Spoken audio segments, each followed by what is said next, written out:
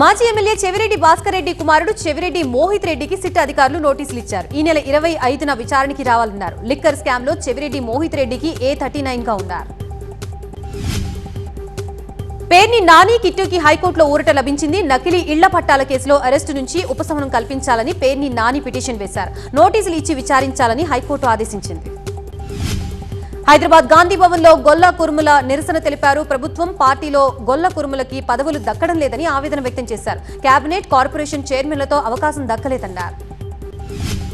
10 ఏళ్లు బీసీలకి న్యాయం చేయని వాళ్లతో భేటీ అయ్యి తన గౌరవాన్ని తగ్గించుకునేలా ఆర్ కృష్ణయ్య వ్యవహరించారన్నారు మంత్రి పొన్నం ప్రభాకర్. బీసీ రిజర్వేషన్ల విషయంలో కాంగ్రెస్ చిత్తశుద్ధితో ఉందన్నారు.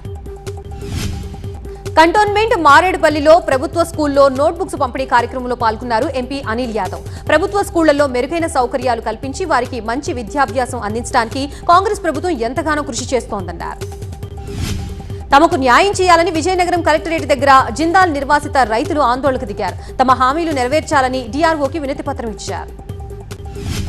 తిరుపతి చంద్రగిరి మండలం శ్రీవారి మెట్టు మార్గంలో 4 ఎర్రచందనం స్మగ్లర్లని టాస్క్ ఫోర్స్ పోలీసులు అరెస్ట్ చేశారు. 15 ఎర్రచందనం దుంగలతో పాటు కారు స్వాధీనం చేసుకున్నారు.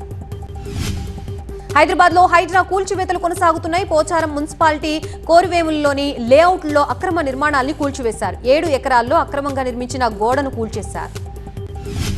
చిట్టీల పేరుతో అమాయకపు జనం నుంచి భారీ ఎత్తున వసూలు చేసిన కేటుగాడు పరారైన ఘటన నల్గొండ మిర్యాలగూడలో చోటు చేసుకుంది. 45 మంది బాధితుల నుంచి చిట్టీల పేరుతో 1,50,00,000 కాజేసి గుట్టుచప్పుడు కాకుండా కుటుంబంతో సహా పరారయ్యాడు.